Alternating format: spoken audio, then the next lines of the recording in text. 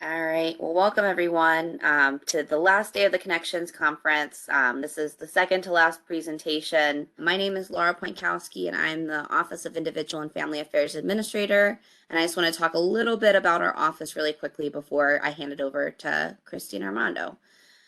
So Mercy Care OIFA supports members and families in several different ways. We help individuals and families navigate the system and understand what services and supports are available to them. We're very big into the advocacy sector. We are on community coalitions and work with advocates in the community. We also work to build skills in our members and their family members to be self-advocates and to grow their advocacy skills. And we also chair a member advocacy committee where we tap into individuals in the community to help support our health plan in kind of understanding the member and family member perspective and voice. Additionally, we do empowerment, engagement, and educational events such as the conference this week, and we oversee the delivery of peer and family support services. We believe that members and families have a choice in the services that they receive and have a voice and valuable input to contribute to our system.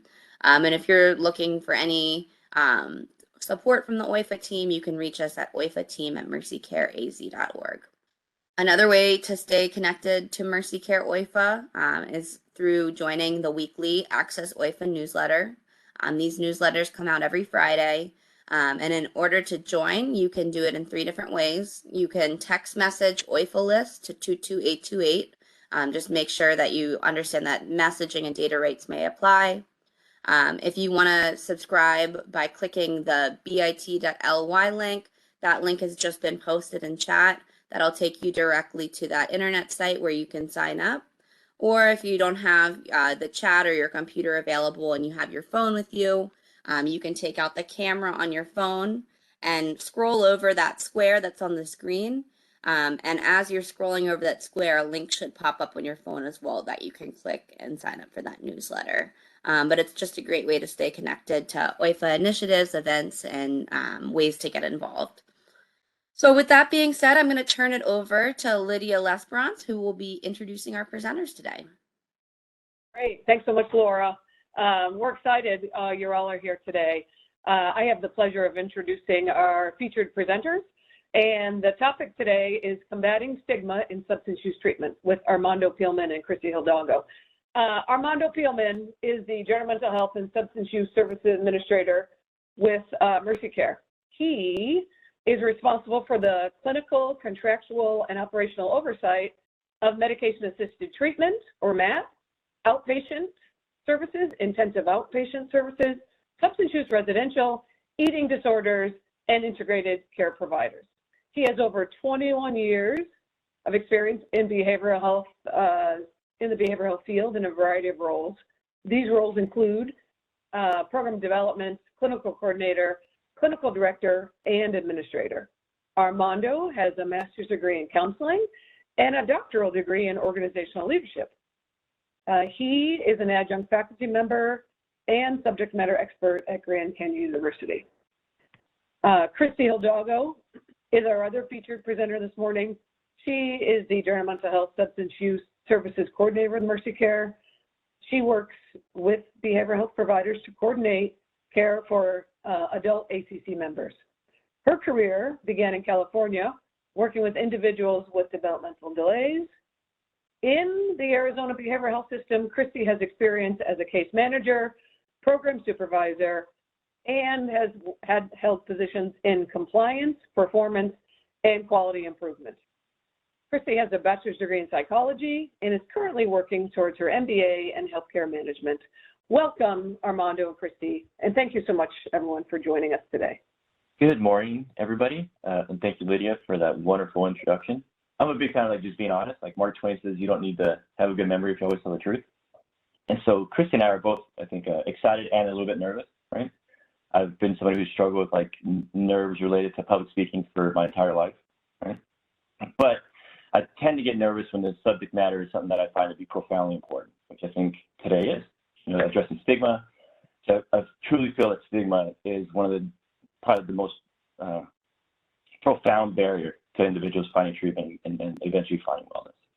So hopefully we say something today helps you guys feel better about your current situation, that helps bend the curve of people who are struggling, and helps people feel empowered to take their own mental health seriously. So the use of psychotic substances has been around for as long as recorded history. There's evidence of Greeks using opium, both medically and spiritually, dating back to 10,000 BCE. That's a long time ago for those of you who are keeping track. And around 5,000 BCE, there's reports of alcohol being used to, levels of intoxication in Egypt. Cannabis, opium, alcohol, these are all substances that have been seen throughout history. Heck, there's 2,000 references, or almost 2,000 references of wine and vineyards in the Bible. There's evidence of marijuana use that dates back tens of thousands of years in Europe and Taiwan. So substances have been around for as long as humans have walked the earth.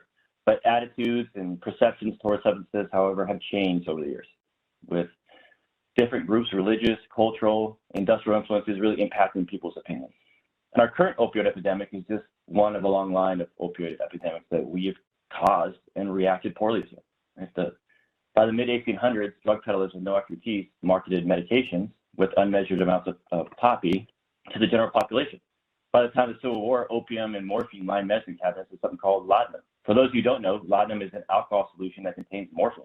Growing up, I used to go to Old Tucson Studios. I don't know if you guys are familiar with this. It's currently closed. I think they're planning to kind of reopen it. But they used to film Western movies there. They filmed classic movies like The Outlaw Josie Wales, Tombstone, and probably the greatest Western movie of all time, Three Amigos. But one of the jobs you can have there is you can work as like a medicine peddler. So you would, there's a cart that you'd stand next to and you do a presentation on laudanum, right? And share those things. I remember taking my kids there and seeing it and being like, oh my goodness. That was such part of the culture there that it was just okay. In fact, morphine was added to Mrs. Winslow's cough syrup and was marketed as it would help quiet fussy babies, right? Now, infant overdose deaths were frequently reported in the newspapers at the time, which led to the passage of the Pure Food and Drug Act of 1906, which is the first time the federal oversight and labeling of contents for medication was required. There's also something called chlorodyne, which you see a picture of it on the screen there for you. Chlorodyne was a combination of laudanum, okay, which is the morphine alcohol mixture that I talked about previously, cannabis, and chloroform. Right? All those were mixed together. And it was noted for having really good pain relieving and sedative abilities. It was later combined with linseed and licorice and put in decorative tins and sold as cough lozenges. And so like in the 1891 ad, it was labeled as safe and reliable family remedy for influenza, asthma, coughs, bronchitis, and headaches. And then in America, in 1901, it was advertised as working like magic or acts like magic to help kind of reduce those things. Now, luckily, the morphine epidemic ended just in time to usher in the heroin epidemic. Heroin was bottled as a cough suppressant and labeled heroin. They just said heroin on the label, as you can see on the screen. And then when the syringe was introduced, they became 4 times more potent than morphine. Now, that epidemic lasted for 25 years, and like the previous one, it started as like a medical kind of remedy, turned into a recreational remedy, and then eventually it was criminalized. And it led to the passing of the Harris Drug Act in 1914. Now, currently, we're still dealing with yet another opioid-related epidemic, which began as a medical response with some misinformation and has led to the criminalizing and stigmatizing of individuals who are struggling with it. Let's talk about stigma for a second. So the definition of stigma is taken from the Oxford Dictionary. Pay real close attention to the negative connotations of the word and its synonyms, things like shame, disgrace, dishonor, blemish, slur, smirch. Right? All those things are just negative things. Right? Now, stigma and discrimination makes someone's mental health problems worse. It can result in the delaying or stopping of individuals wanting to get help. Feeling like you can't confide in people or share what your struggles are leads to social isolation. Leads, that's been connected to poor housing, unemployment, and then obviously poverty. If you can't work, it's going to lead to, you're not going to have the ability to provide for your own needs and the needs of your family. Now, those things, poor housing, social isolation, unemployment, poverty, all those things have been known and linked to making people's mental health worse. Not just people who are already struggling, but anybody, the general population. If you're struggling with employment, you are struggling with housing, you're struggling with social isolation, you're going to feel worse about yourself. But stigma and discrimination just kind of trap people in this kind of cycle of illness. Now, you may also face other types of stigma as well. You might be stigmatized for your race, your gender, your sexuality, your disability, which this makes an uphill battle that you're currently fighting just a steeper one, or feel steeper, right? And this is compounded by the fact that there's already so many barriers that we face seeking mental health services already. Things like the ability to pay for it, whether or not your insurance covers it, your own time availability, provider availability. We're dealing with like a worker shortage within our mental health system. The lack of integrated care, the lack of available transportation, there's language barriers, there's things related to health literacy, and it goes on and on and on and on. And this goes along with the real or perceived stigma associated with just mental illness. So for the sake of this presentation, we're going to briefly talk about just 3 types of stigma. The first is public stigma. This involves a negative or discriminatory attitude that others have about mental illness. This can look like a prejudice or discrimination that people have on people who are mentally ill or struggling with substance use, right? They may see them as being incompetent or dangerous, right? So landlords may be reluctant to rent to them, right? Or attempt to intentionally price them out of housing or apartments. And this can also lead, there's also self-stigma. This refers to our own internalized kind of negative attitudes, whether it's shame, we feel ashamed of what we're struggling with, how we view our own condition. You may look at yourself as, maybe the things they say about me being dangerous are true. You may feel incompetent. All these things lead to thoughts that can lower your self-esteem and the thinking that maybe you're not worth mental health, you're not worth help, you're not worth treatment, right? So you stop advocating for yourself, or you stop other people from advocating for you. And then there's institutional stigma, right? This is more systemic and involves the policies of the government or private organizations that intentionally or unintentionally limit the opportunities for people with mental illness. Examples may include things like lowering funding for mental illness research, fewer mental health facilities relative to healthcare, communities pushing back or making rules around where a facility can open up shop. Right? These stereotypes can be found in laws and in policies. It can lead to people with substance use or mental illness losing out on opportunities to find help and get help, whether that's intended or unintended. Those are like in cities, right? Then there's rural communities where studies have shown that stigma is a much bigger concern in those smaller towns, right? With much higher reported rates of stigma in those areas. In fact, stigmatizing is so prevalent in our country that the Americans with Disability Act, the ADA, is being used to help address it. Like we have to pull in that rule to kind of help address it. The Justice Department has been leveraging the law to try to overcome rapid discrimination that people with substance use have been facing. Cases typically center around people being punished for taking medications related to opioid addiction, primarily methadone. The use of methadone for opioid use disorder is the gold standard. So individuals are going, they're seeking help, they're going and getting the best practice, the best opportunity, the best way for them to find wellness, and then they're being told that they're bad for doing that. These individuals are also sometimes denied medications, especially those involved in the criminal justice system. In fact, it's so bad that in April of this year, the Justice Department's Civil Rights Division released guidance outlining how the ADA applies to individuals with substance use-related challenges in hopes of explaining to individuals their rights. This one quote by the Director of Health and Law, the Health Law Program at Creighton University, just really hits the nail on the head for me, right? We have so stigmatized drug use that it doesn't even seem to register that what we're doing is not okay. It's not only unethical, it's unlawful.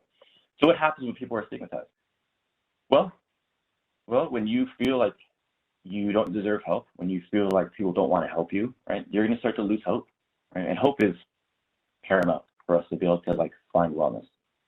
Hope is what gets us through the day, right? So without hope, it also reduces your overall level of self-esteem, right? This leads to negative self-talk, telling yourself that you're broken, you're helpless, you're not worth the help, you're not worth anything, right? Which leads to just increase in psychiatric symptoms.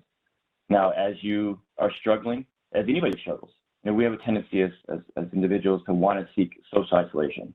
Like when we're in a really bad place, we want to be alone, right? Which is really counterintuitive to what we should be doing, right? So what we should be doing is when you're in a bad place, we should be seeking out people. We should be seeking out supports, seeking out friends, seeking out just a community. Right? If you think of the happiest moments in your life, those moments were spent with other people, whether it was your wedding day, the birth of your child, there's other people there. So seek that out, and even if you don't feel like you need to talk about your own stuff, maybe you go and help somebody else with their stuff. Maybe that's what you need to do that day, right? Now that social isolation, increased psychiatric symptoms, negative self-talk, that's going to lead to some challenges in employment, right? It's really hard to find the motivation to get out of bed when you feel hopeless, right? And also it's going to lead to a reluctance to seek treatment, or if you are in treatment, to stay in treatment. So, one of the things we want to do is make sure that we kind of understand what, and pay attention to what we're telling each other, what we tell ourselves, and what we're posting and what we're kind of feeding ourselves and our souls. So there's lots of myths and misconceptions, right? One of the things is that, the overall level of knowledge in public regarding mental health problems and substance use is poor at best, right? So there's so many negative beliefs and attitudes that are just so widespread. And these are key elements of stigma. One of the most common and damaging misconceptions is that people with mental health concerns are violent or dangerous to others.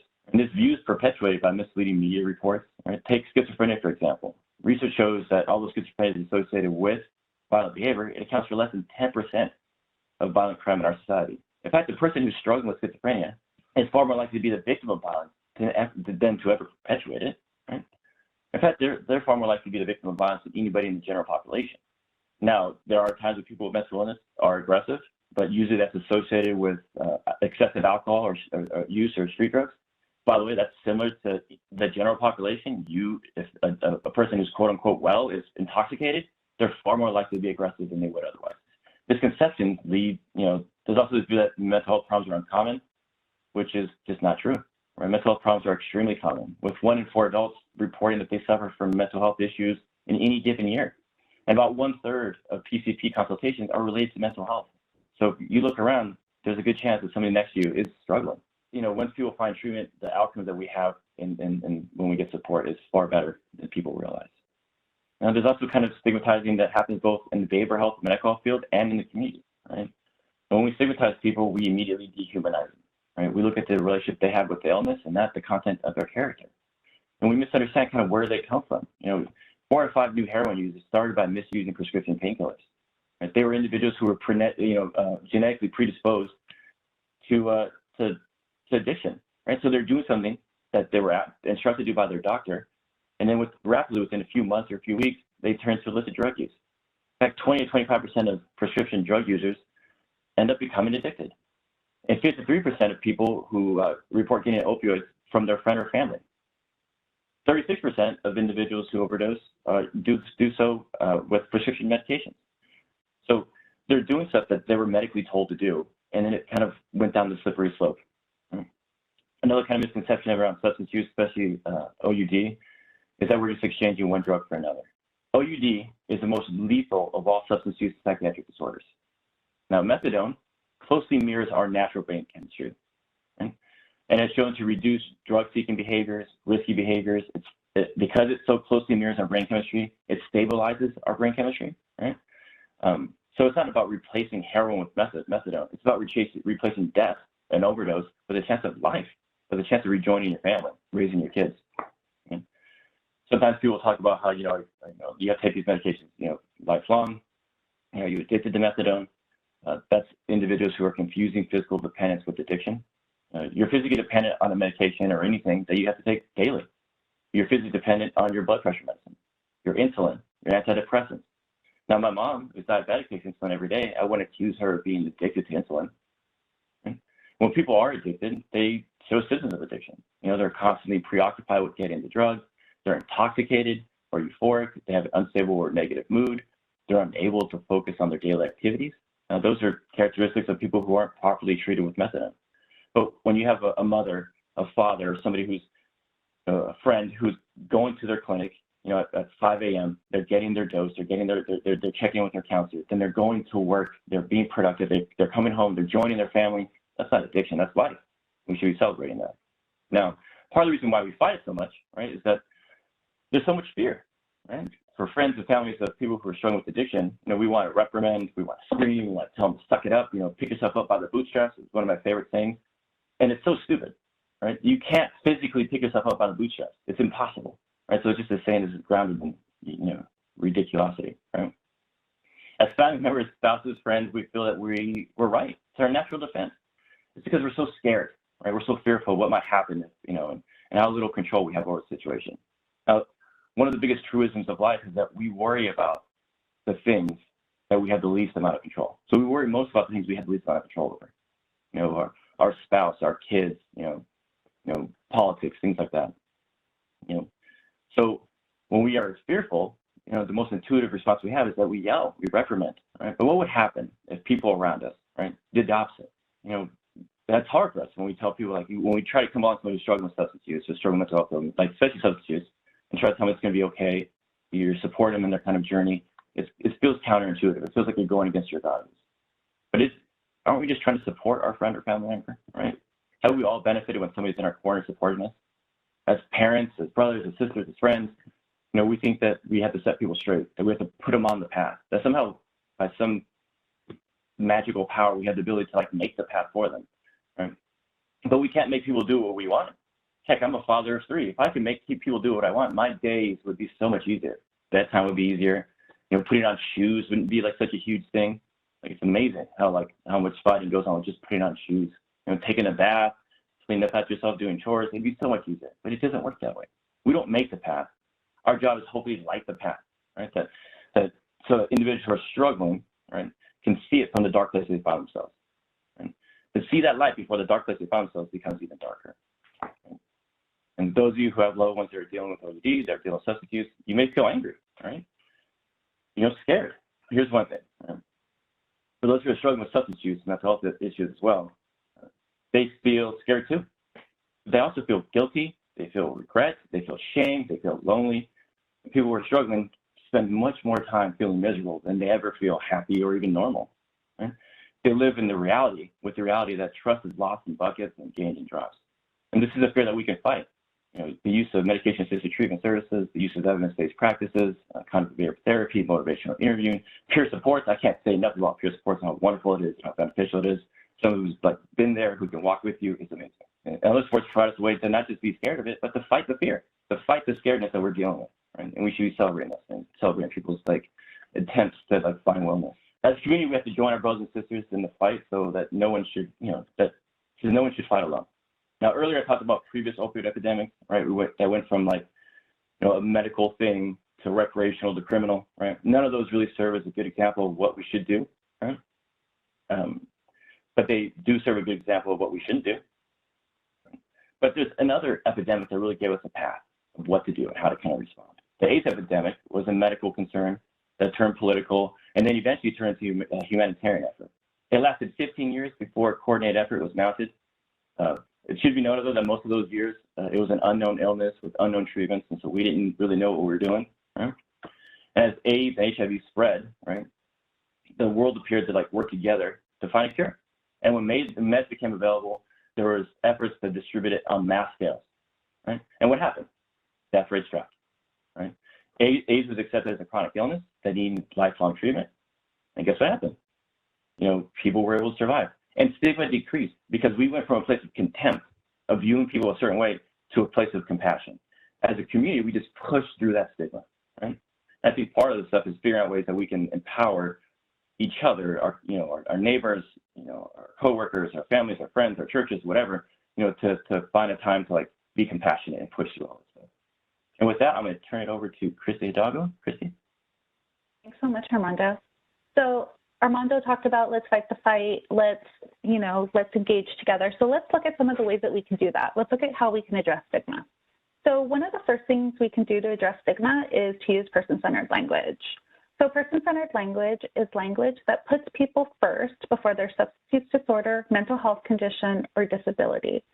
Language is powerful, and we should be using it to respect the dignity, worth, and unique qualities of every individual. So everyone has the right to define themselves in the way that feels best and most authentic to them. So again, let's talk about why person-centered language is so powerful. As you know, words express our emotions, thoughts, and feelings. So using person-centered language when talking about substance use and mental health conditions reflects that substance use and mental health conditions are medical conditions rather than the choice of a person. So using this person-centered language decreases the stigma surrounding treatment and focuses on a person's capacity for change, and also focuses on their strengths rather than their symptoms or their diagnosis. So strengths-based language supports the recovery process, while negative language emphasizes stigma. Ultimately, person-centered language is about respect for the individual. So as you can see here on the screen, I have some examples of deficit-based language versus strength-based language. I'm only going to highlight a couple of these. As you can tell, we have addict and junkie, which are two words that, you know, we want to stay away from. Instead, we want to use person with substance use disorder. Another kind of term that we hear a lot is homeless person. We should really be utilizing person experiencing homelessness. Another one is that person is lazy, they don't want to seek treatment. Maybe they're just working to build hope. You know, another thing you hear all the time is he or she is crazy. Maybe he or she has a mental health condition or a psychiatric condition, and that is the way that we should be utilizing language. So it's also really important that we ask individuals their preference, since some members do prefer identity-first language. So when in doubt, just ask the person how they would like to be, you know, communicated with. So here are some other ways to address stigma. One of the ways is to talk openly. Share your experience on social media or with friends. Not only share your experience, but also be open to listening to other people's experience. Normalize mental health treatment just like any other healthcare treatment. Also, you want to educate yourself and others. So when you hear other people's negative comments or misperceptions, educate them. I myself, I like to model person-centered language in all my communications.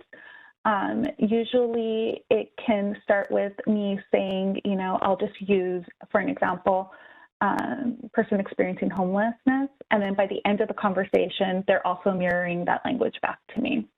We also want to encourage equality. So draw comparisons on how mental illness or substance use is similar to diabetes or cancer. You know, Armando did a great job earlier explaining how that medication can be used for regulation, just like insulin is used for diabetes. Medication-assisted treatment can be used for substance use.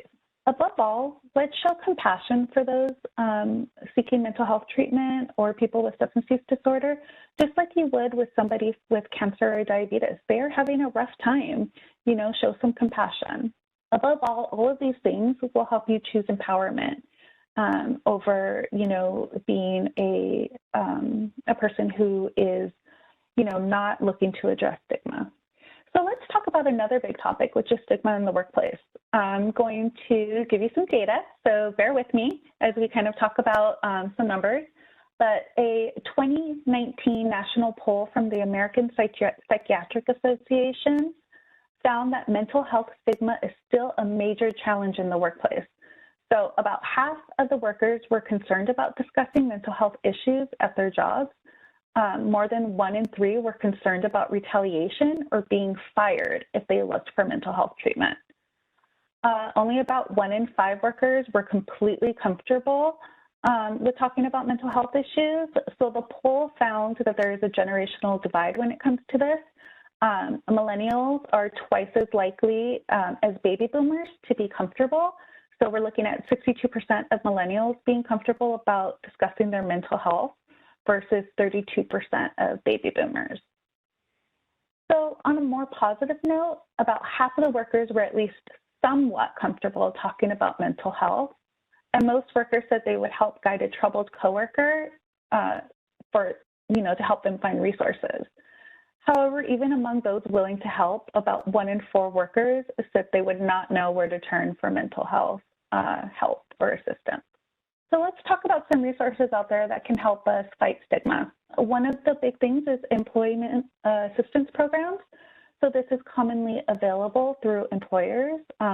This program helps employees deal with a variety of concerns, such as work-life stressors, issues affecting mental and emotional well-being, family issues, financial concerns, relationship problems, legal concerns.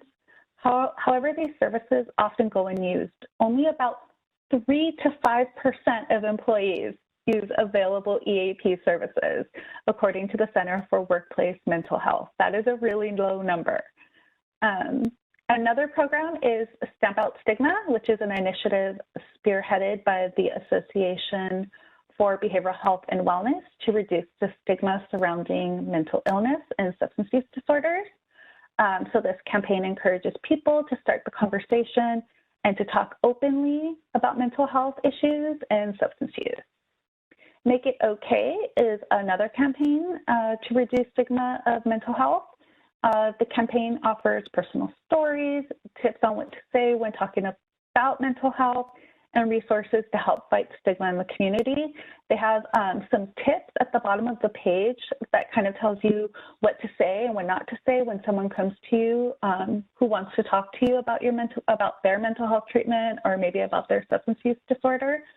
And as friends and loved ones, you know, it can often be challenging to know how to respond appropriately to those conversations.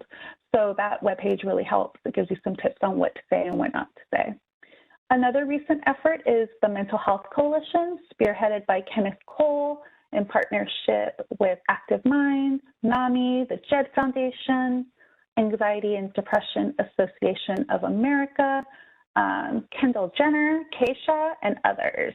So the focus of the coalition is to help fight stigma through the sharing of stories with the tagline, "How are you really?" NAMI's Stigma-Free campaign is working to end stigma and create hope for those affected by mental illness. So this is a quote, "Through powerful words and actions, we can shift the social and systemic barriers for those living with mental health conditions." As part of the campaign, people can take a stigma quiz at curestigma.org and learn more about becoming stigma-free.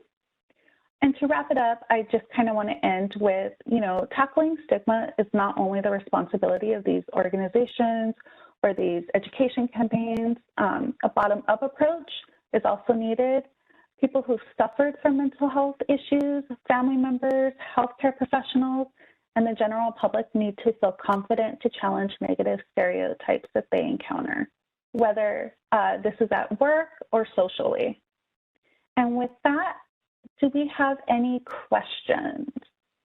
One person's asking how to get the stigma-free link.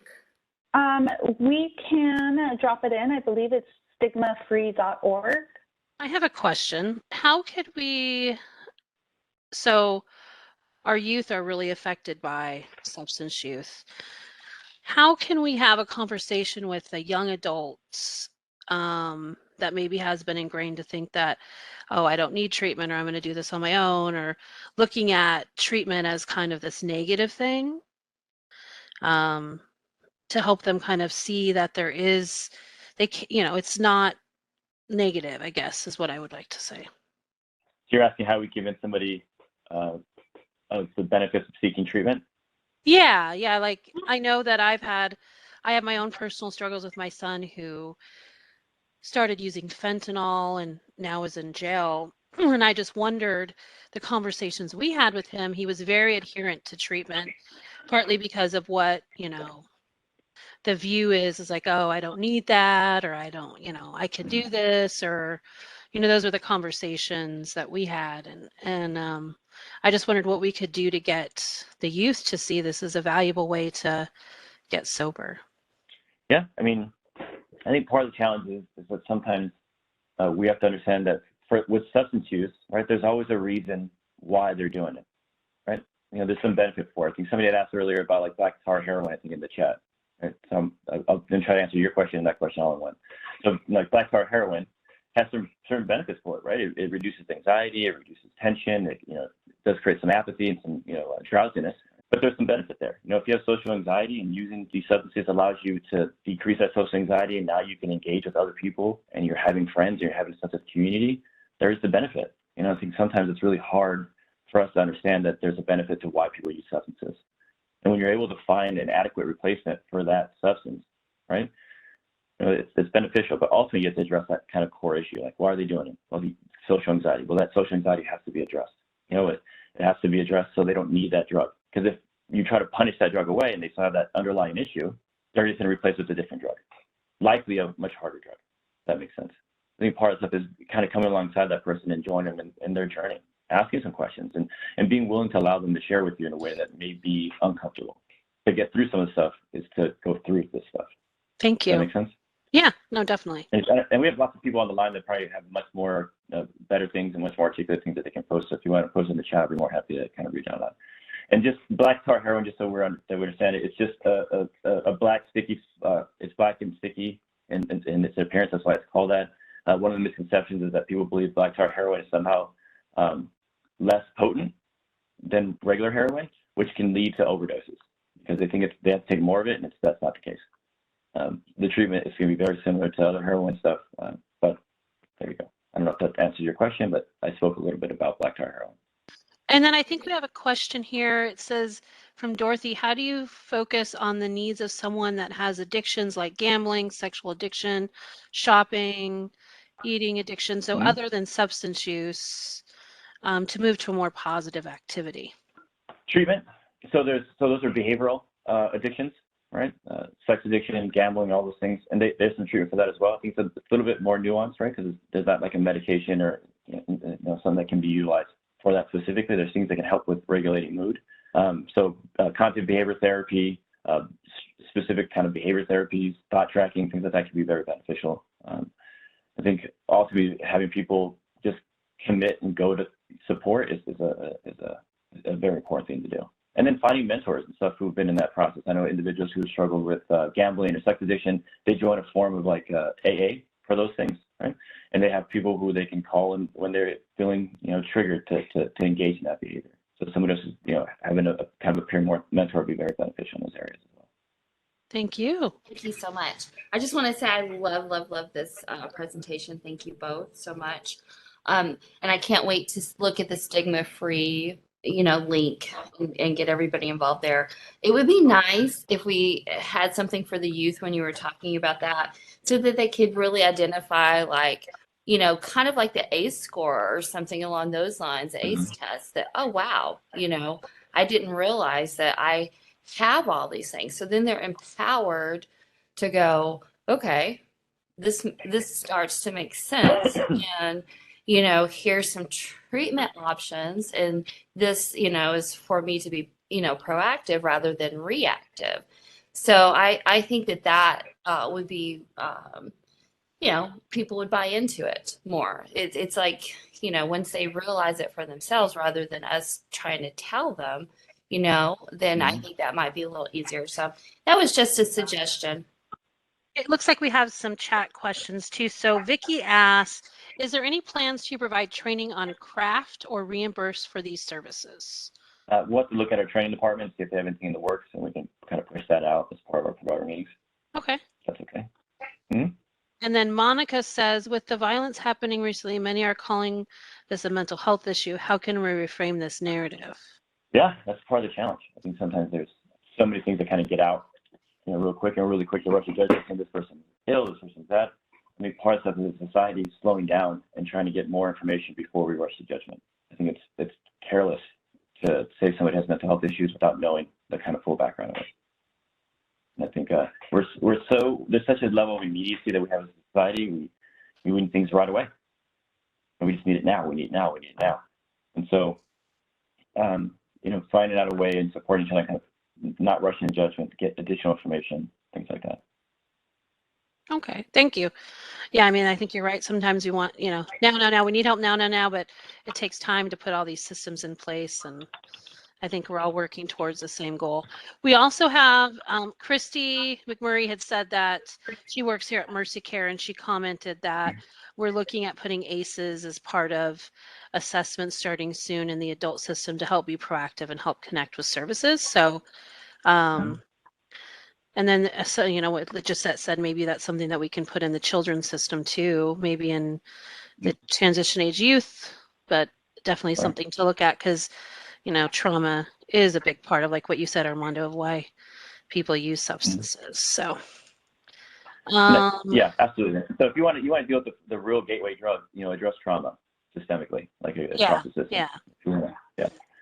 Additionally, kind of going back to adolescents, because we could talk about that shortly. I think providers who work with that population, I think it's a little bit more nuanced. You have to kind of address it in multiple areas.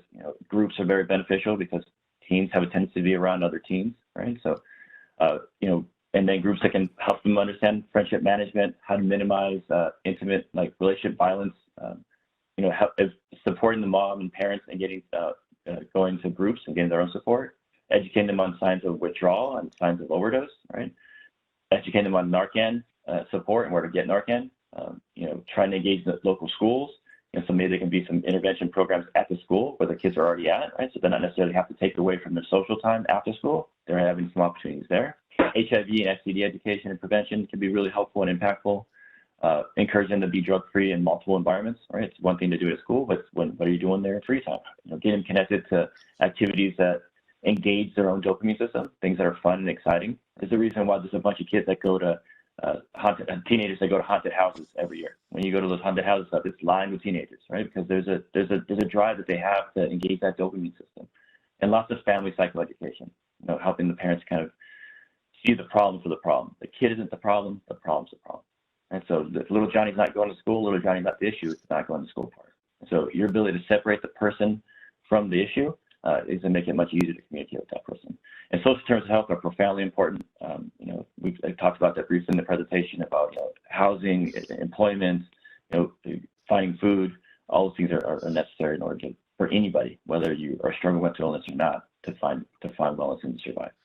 I just wanted to point out that, some of the stuff that we talked about addressing stigma, like sharing your story, is literally happening in our chat right now. And I think, thank you so much for sharing your stories. It's stories like these, that help build, other people, build empathy. It gets those stories out there so that people know. So I just wanted to thank everybody in the chat who is actually, who are sharing. And if you don't feel like sharing, that's fine too. We want to make sure everybody's doing it at their own comfort level, but I just kind of wanted to address that in the chat, that we thank you for sharing your stories with us, some of them which are, very sad. So, thank you so much for trusting us in this space to share those stories. And that level of bravery is what's necessary in order to find wellness. I think we spend far too much time as a society just sitting on our hands and not standing up and not saying things. Like when we're struggling, it takes real strength to admit that you're struggling. It's not strength when you pretend to be strong. That's just another place to hide. It's when you say, hey, I am struggling. I need to see a counselor. I need to see this other person. I need to get out of this relationship. Whatever it is, that admitting that you need help is the greatest strength. Yes, and we had a question about social determinants of health, and thought maybe you could just explain that. What is that, and why is that so important? Okay, I think we touched on it a couple different times, but social determinants of health are just other factors related to a person's ability to find wellness and live a healthy life. Housing supports.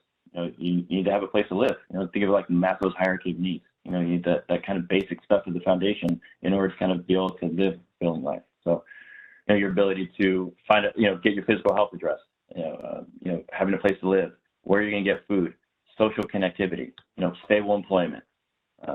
Ability to look positively into the future, access to food, educational support. All these things, when people have them in place, they're much more likely to be successful in their life. Right? Awesome, thank you. We do have some session downloads for each session. I believe we put the MAT medical assisted treatment brochure that just walks through medical assisted treatment, what that looks like, providers that are out there that provide the service. So if anybody on the line is interested in information, they can get that download here, either by going to the QR code or clicking on the link, which we did put in the chat. And we want everyone to follow us. We put out events, information, tools, resources, flyers of what's going on with Mercy Care. We have Facebook, Twitter, Instagram, LinkedIn, and YouTube. And with that, we want to thank everyone today for attending our session. I learned some valuable information on substance use, so I'm happy that I attended, and I thank everyone else that attended, and we look forward to seeing you this afternoon. Thank you. Thank you.